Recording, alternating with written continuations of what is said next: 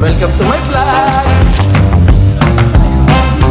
Miss na ubi ang mata, miss na ubi. Parang old town tong lugar nito. Welcome to my vlog! Sa lubid.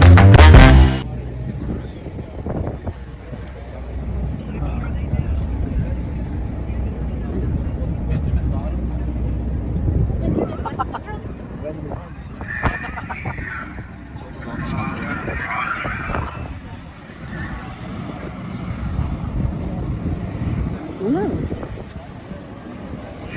Papaginiginaw ko nga, dito ko tumapat eh, oh, mainit eh.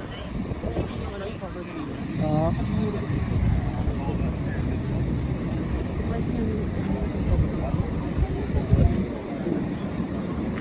Kaya pa marami nakatambay doon. Oh. Nagpapainit. Yeah, you might also notice these sea tractor tugboats that are following us out that assisted pulling the vessel off the dock. These are called sea tractors. They are from Edison Sweat, and it's the capability of going any direction with the maximum amount of horsepower. So they're propelled by an elbow Yun nga, oh. that can make your Pwede na ayos sa taas, pero sana mataas yun eh. Sa kanya, hindi ka makakaikot dyan. Diyan ka lang. Maganda dyan kapag nasa kanawa. Papalipad na, oo. one ahead of us there is in the back, but not really in the back.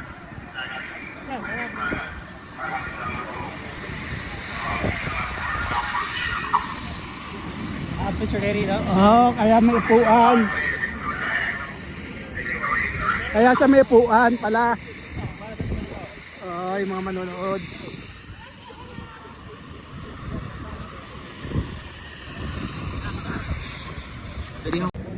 So ginagawa nila ngayon is nag-few samples sila so to make sure na yung Ready.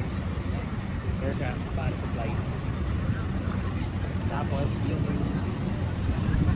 ito, ano, I think jammer pods ata siya. Yeah. Ano yung dalawang nasa gilid niya is external tank, fuel tank. Fuel tank. Okay, tayo.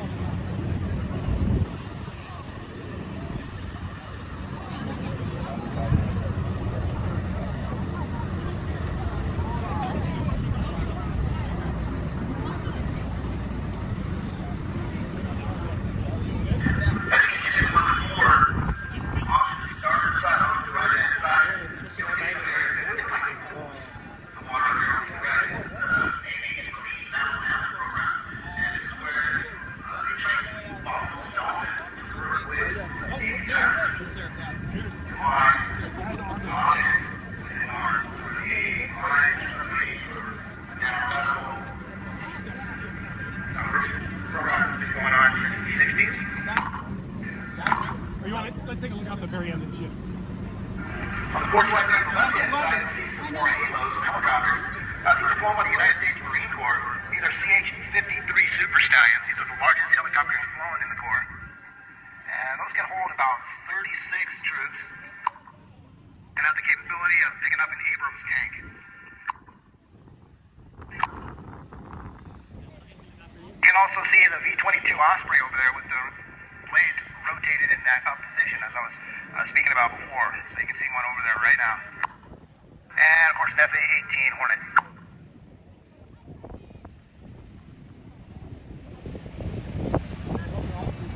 Ito, satellite. Satellite. Satellite. Kasi meron rin dito nga nasa Ayan, missile lancer. Ito, missile lancer. They got the MH-16s over there. Loaded yan, loaded. We got SEALs on the east side.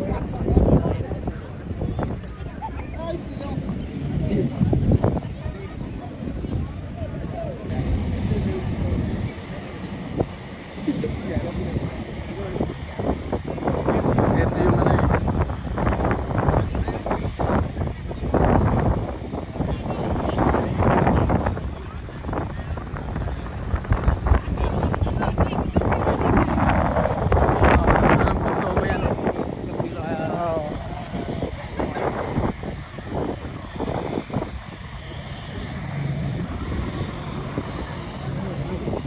Lamig no? Mas may kitang dala ko tumbero. Alright, looking on the port side, we are looking at the Bravo Pier there. Yan, That's where we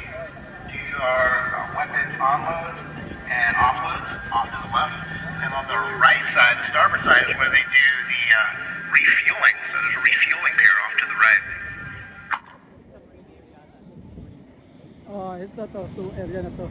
Now these floating barges that you see off to the right, these are actually bait barges, and they don't look like much, but those are actually kind of cages that go underneath those platforms that you see there off to the right.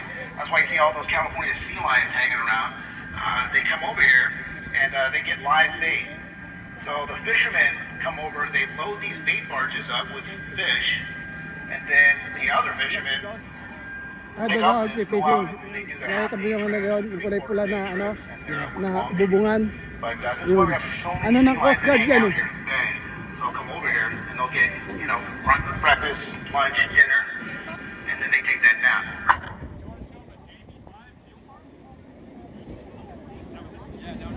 This is where JP5 is. This is where the big old where you can train. Ayun, ano yun? Nak. Hindi ko alam yung nag-fashion ng Baka nyo, white, ano eh. Oo. All right, you see another merchant marine ship. This is a training vessel and research vessel, all rolled up into one that is a USNS Waters over there off to the starboard side, right side, that white. Diyan kami bumibili ng pain. On the smokestack. Nakita mo nakalutang yan. That's a Ano nang ano yan? acting Mga as pain, a bad guy live ship bait. for simulations. And this Live is bait over yan. at the Naval Submarine Base here at Point Loma. We have Ayun, bumibili ng mga ano. submarines Ang pain in port yan. today. You can see the Los Kasi lalaot Angeles yan. Class 688 fast attack sub. Off to the right here, there's actually I see two of them. But then as we move forward, you'll also see one in the floating dry dock. So come up here in just a second here. You'll see one inside this floating dry dock completely out of the water.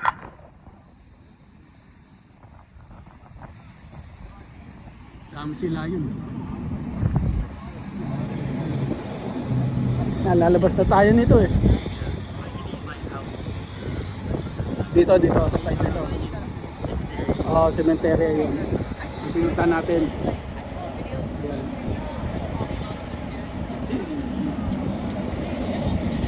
So if you ever wondered, how do you get a ship out of the water? Well, take a look off to the starboard side here, off to the right-hand side. This is a floating dry dock. And you'll look in there, you will see a Los Angeles Class 688 fast attack submarine in there. They just put the propeller back on that. And how that floating dry dock works is it has ballast tanks in the sidewalls that they flood with water. This causes that entire structure to sink down into the water, kind of like an elevator. Then they'll have tugboats, these sea tractor tugs, push the ship inside. They'll blow the water out of the tanks, and then the whole thing comes up like an elevator, and the ship sits, or the sub sits on those keel blocks in there. That's how they do it. So you're getting a good look at that. They do have a lot of shrink wrap covering it up, a lot of things they don't want you to see. Also, they're trying to protect the bay when they're chipping, painting, and sandblasting. They don't want to get that stuff in the bay. But they normally cover up a part of that propeller because that gives the sound signature of Di pa kayo our natutulog? submarines, and we don't want to be giving that out.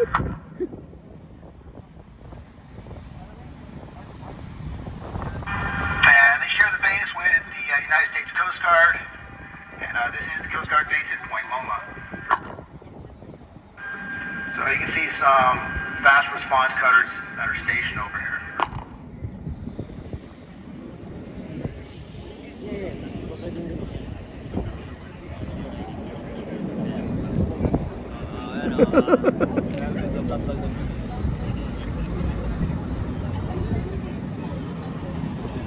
Gising pa si Yuri, no?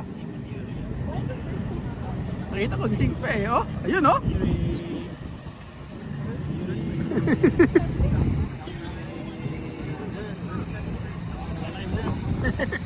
Taba ni Yuri ngayon.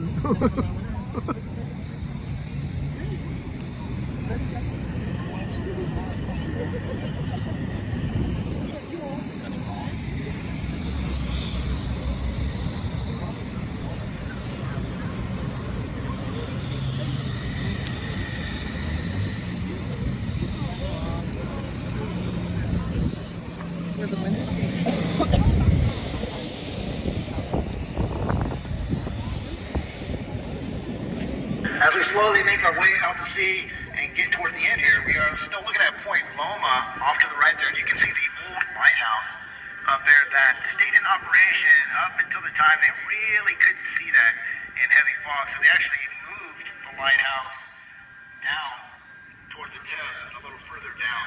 So the lighthouse that you guys are looking at on the top is not in operation anymore. But you may have seen that in today's moving top informational top. Nagdadrive siya ito.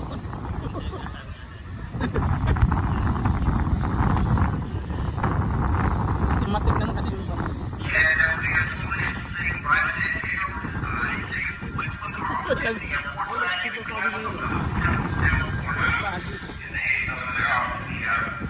side.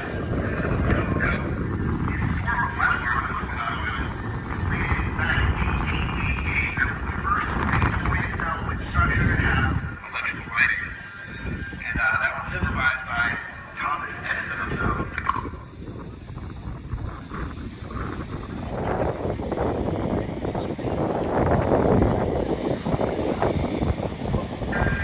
At this time, we are making our way down into the Pacific Ocean, and this is going to include aviation. Like this, you're going to come forward and be able to see and captain. Thank you. Captain, okay.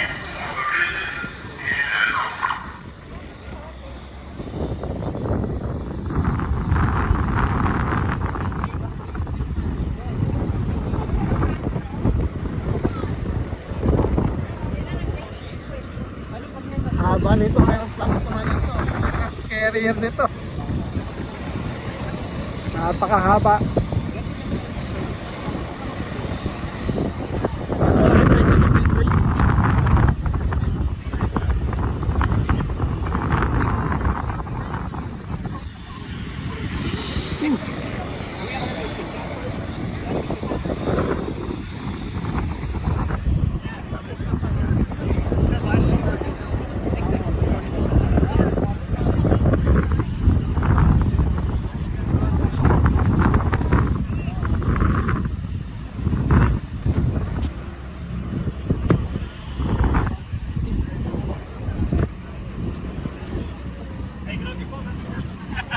You're not fun on the flight. Sounds just like this is like we barely see this down the bottom. Yeah, we're already like on the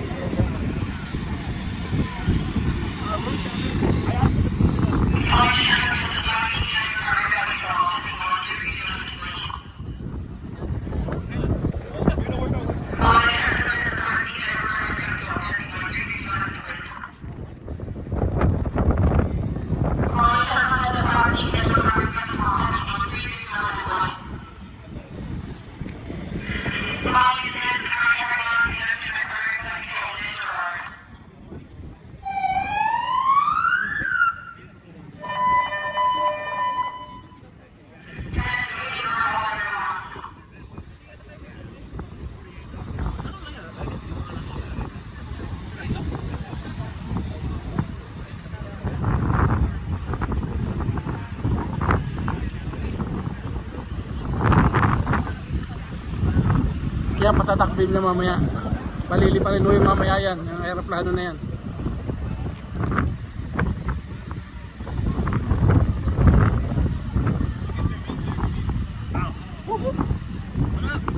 Thanks for watching.